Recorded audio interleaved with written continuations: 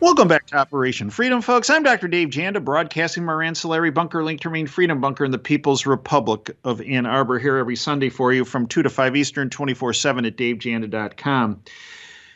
I am honored to have back with me our next guest, Daniel Brigman.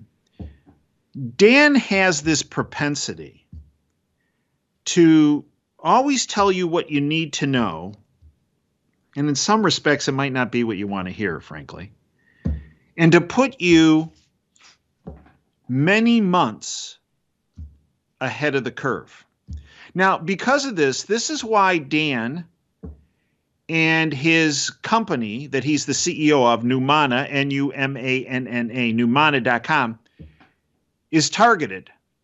Numanna produces the best storable food and water purification products on the planet. I encourage you to go there. Because if you take to heart what Alex Newman just spoke about what's coming, this poly crisis, if you will, you need to protect yourself. And one of the ways, as Alex mentioned, you need to protect yourself is with storable food and water purification system. But you see, through Dan's company, he has incredible contacts, incredible number of people with feet on the ground and ears to the ground that provide information of where things are going domestically as well as internationally. It's my honor to welcome back Dan Brigman. Dan, welcome back to the Operation Freedom Show and platform. So good to be with you, Dave. Thank you so much for that introduction. Well, thanks for all that you do, Dan, and your family does and your company does. So, Dan, give us the lowdown. Where, you tell people what they need to know, as I mentioned in your intro, and it might not be what they want to hear, but you give it to them straight and it puts them ahead of the curve. Tell us where you see things right now as it relates to domestically and internationally, and where we are with supply chains, because you're on the front end of that. I'll start at the end and then work to the front. Supply chain. Supply chain is pretty much the same place it's been for 6 months to a year.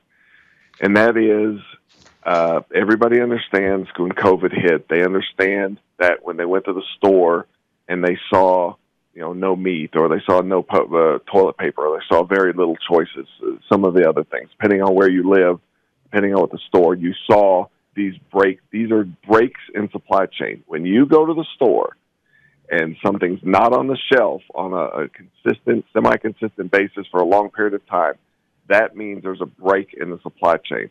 So if a supply chain is a rubber band that holds all the papers together, what have you, well, that rubber band at some level is frayed and breaks, and the papers are going all over the floor. So as time went on, that's repaired to some degree. Some of those things have come back. There is now a supply chain that's stable, maybe too strong a word, but there is a supply chain that exists. If it represents a rubber band compared to 5 years ago, that rubber band is much thinner. So it's much thinner. It's taxed much more. It's taxed much more. It's doing much more. It has much less capacity for change or any kind of disruption or any problem. 5 years ago, if we had I'm just taking, for instance, a freeze-dried pea, whatever, that's used in one of our recipes, we may have 5 good sources that we could find, organic peas or what have you. Well, during COVID, that dropped down dramatically. There may be 2 now, or there may be 1, depending on the ingredient, or 3 or whatever. It's much less. So we're at a situation fairly stable, not near as robust, and very vulnerable. When you go to the store, all you see is the tip of the iceberg. You do not see the huge iceberg, which is 95% of what is really going on, of what it takes to get it to the shelf. What I'm telling you, you're asking the question, it's a vulnerable supply chain. It is semi-stable right now. It is much different, I promise you, than it was 5 or 10 years ago. That's where we're at. Well, Dan, they just concluded what I call the Triple D shindig, which is the Davos Death and destruction shindig put on by the World Economic Forum and the syndicate. And it just so happens that the climate czar recently, while this was going on, John Kerry, who is now going to be giving up his appointment. I'm not sure who appointed him a czar, but I'm not sure who put him there, but somehow he was there, obviously at the behest of the cult.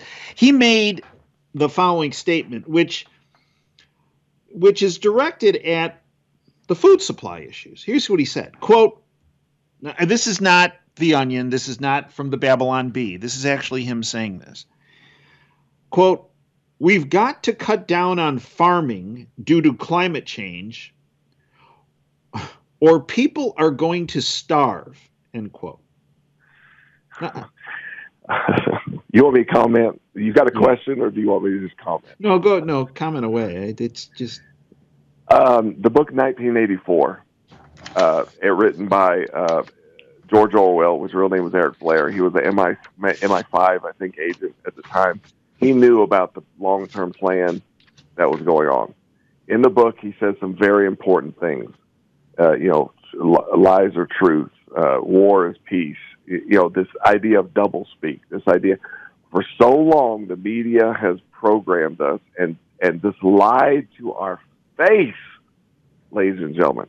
They have lied to such a degree on so many occurrences, and it's been, 60 years ago, subtle, more strong. Now it's just outright lies. He is telling you that we have to stop farming or else people are going to starve.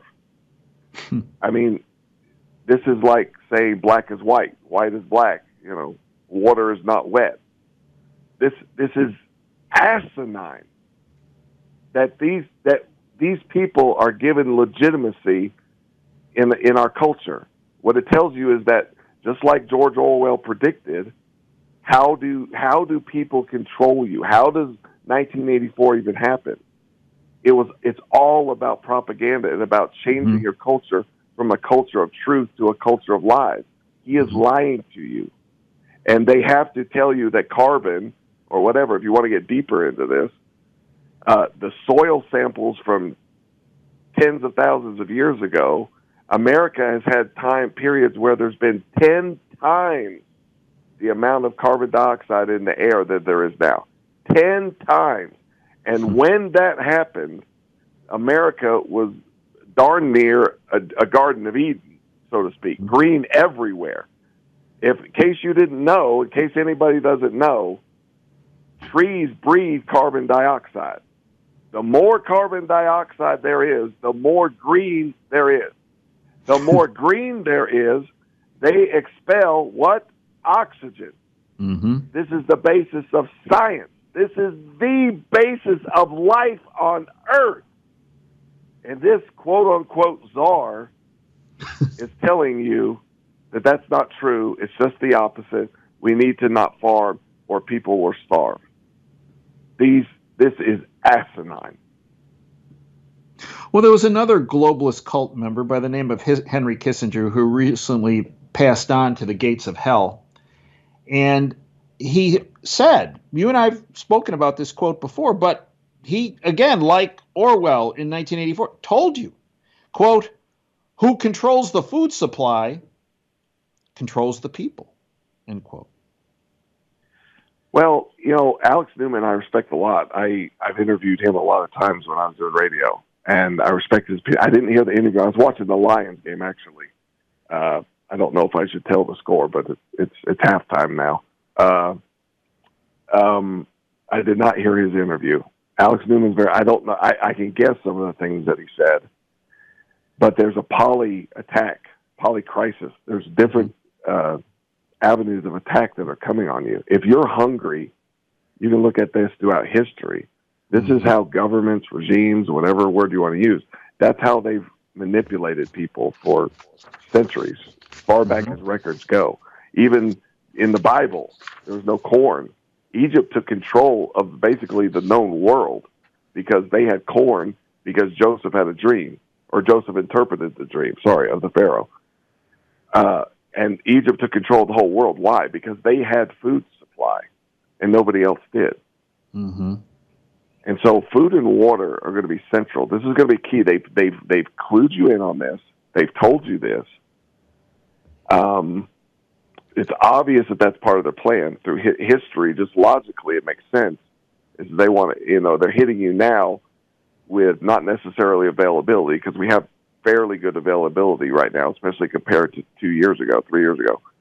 But now it's price. So in the future, it's going to be price is going to price people out of options, and two, they're going to be options are going to be limited just because of shortages or supply chain or what have you. Both of these things are on the horizon, and that's not even counting any disease or war or what else, anything else that happens.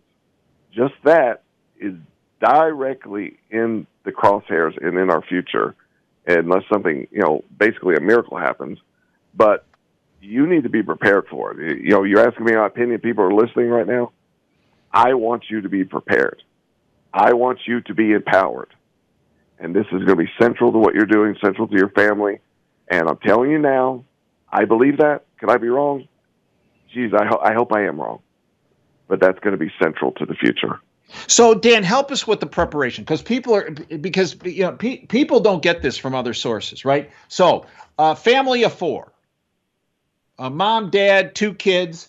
I got to be prepared. Okay, I get it. They're targeting our food supply. They're targeting the supply chains. Okay, Dan, they're targeting our financial system, which affects supply chains. So help us, Dan.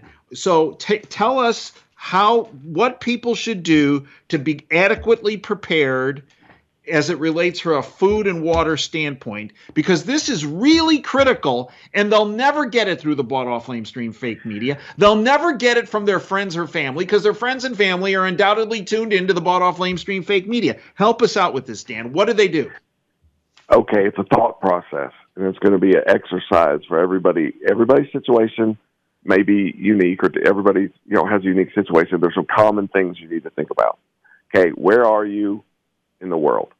Okay, if you live in Michigan, you're right there at the home of the national championship Michigan Wolverines. If you're right there, you are close to lakes, ponds, streams, whatever. You can probably throw a rock and hit a pond. Okay, so you're talking about water source. Mm-hmm. So you also know, I don't have to tell you about Flint, Michigan, about the municipalities and the toxic level, toxic water that was coming through. So this is the first thing. Look at your water, where you're at, what is your situation, and what is around you. So if you lived in Arizona, the desert of Arizona, that's a lot different discussion than in Michigan. So if you're in Michigan and you have access to these things, you need some kind. My mindset would be, I'm going to have some filters to where I can take pond waters, whatever, mud hole water, river water, lake water, and I can filter it through these filters, and I know that it's going to be healthy, it's not going to have bacteria, it's going to be harmful, and I can drink it no matter what. Again, this is, if something happens, whatever, so I know my water is covered. You can have water storage. We have some of those things. Namana has really, I've been in this quite a while, over a decade. We got some of the best options for filters, I think are the best. So that's water. It helps to have some water storage also, just have a little bit just in case, whatever. Then you need to start looking at how many are in your family. What do you eat on a regular basis? Right now, you probably have canned foods. You probably have, whatever, some pasta, whatever. Most people can look and they could probably put together, hey, I could make it a week in my house with the food that I have right here or close. So kind of just analyze that and be thinking about this. Ask yourself this question. What if I had to stay in my house for a week for whatever the reason was? What would I do? How would I live? And if you can answer that question, well, now you got a basis. And you talk to everybody in your house, kind of get an understanding. Okay, if this happens, whatever. So now you've got a week. You've got water. You've thought about water. You've thought about your food. So now you say, okay, now you bring in the element financial. Hey, financially, you might buy gold coins, silver coins. You buy house insurance, car insurance. So it becomes, not only there's a financial component to this. So we know the price of food is going up, and the availability, whatever, all of it is raising the price. So financially, if I'm going to invest what little money I have or big money I have, some of this I need to be thinking about. Food is a great investment.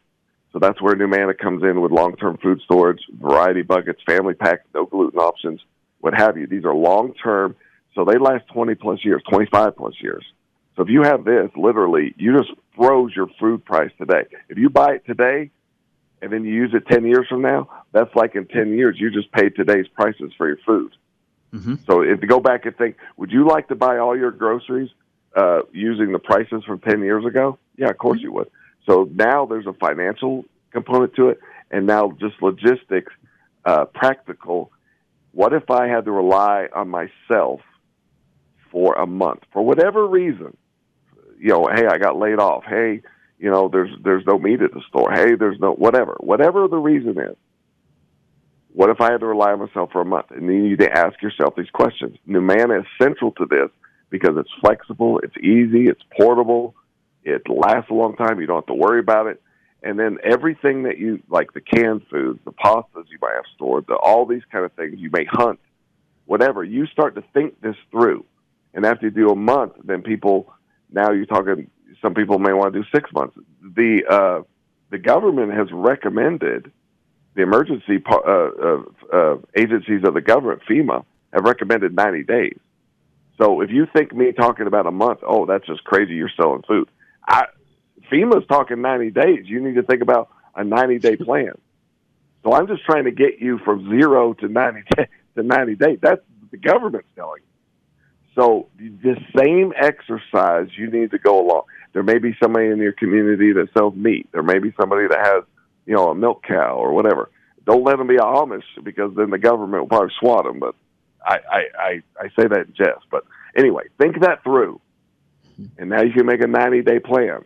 And now now you talk about, gardens or whatever, seeds or whatever, so that you have a reasonable level of independence on food, and you have a plan what to do if this is what you have to do, so that you're not relying and dependent on a system that has created this crisis to begin with.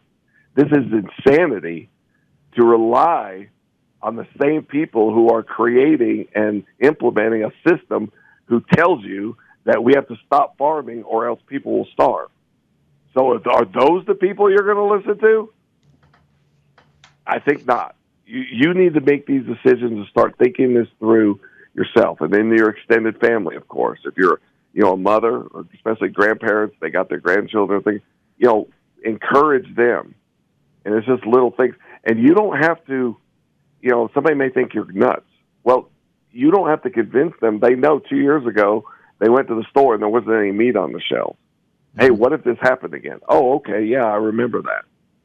So this is just prudent. This is not crazy. And it's starting to get more, you're crazy if you don't think this way. So, well, and Dan, educate our listeners, in particular about Numana. You have a variety of type of packs they can purchase for this storable food, correct? Correct. When we started the company, quickly, we did a lot of prepper shows. My wife and I, we started in our basement, literally. Small company, very small. We were able to talk to thousands and thousands of people. We asked them, what do you like about this? What do you not like about it? And from their response, they told us basically what they want. And we have different variety buckets, like a family pack is a variety of meals like black bean soup, pasta primavera, what have you. A low content of breakfast, more of the meals that people like. And it's easy to make. You boil water and just put it in. It's good enough, I promise you, that, a lot of people eat it on a semi-regular basis. We eat it on a semi-regular basis. My children like it. Mm-hmm. So that's the type of meal. So you got a family pack. You have an organic family pack, certified organic, non-GMO. We have no gluten options with no wheat ingredients. We have powdered milk. The powdered milk is fantastic. Our organic and hormone-free milk. Yep. It probably tastes better if you use cold water. It probably tastes better than the milk you're drinking now. Mm-hmm. Well, go ahead and try that out and tell me if I'm not right about that. It's and amazing. You also have meat products too. Say that again? You also have meat products too. Yes, we have freeze-dried meat.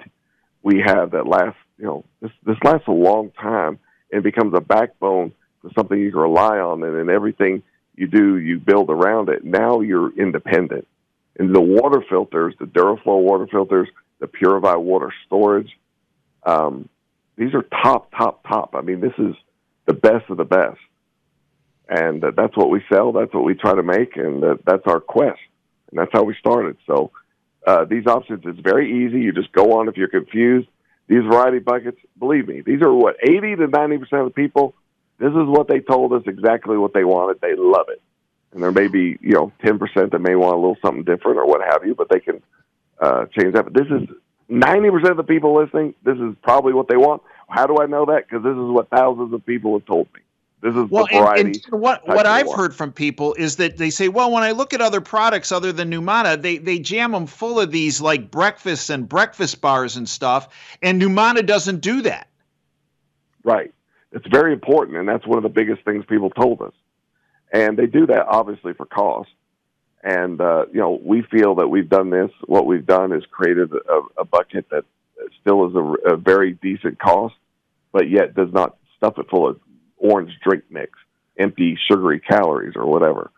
So that's our philosophy. And this is when Dave tells you we're the best, we are the best. We're the best quality and taste that's out there. I believe that 100%. Mm-hmm. And that's the feedback I've had over the years as well, Dan. That's the feedback I've had over the and here's the other feedback I get. People say, I did this, and my family thought I was crazy for buying storable food and water filters until we had this huge snowstorm and we lost electricity. And guess what? Our freezer thawed out. All the food was gone, but I had our Numana food. And you know what? All of a sudden, it was the quickest transformation from being a conspiracy theorist into being Nostradamus. I'm gonna tell you something. If you want me to be done, I think coming in the medium future, time is very hard to predict. I believe if it hasn't already, and in a lot of cases it has, the price of food in the stores is going to take your breath away, ladies and gentlemen. I believe that very strongly. And so you need to think about that when you start think about some of your purchases and your decisions and all those things. I very firmly believe that.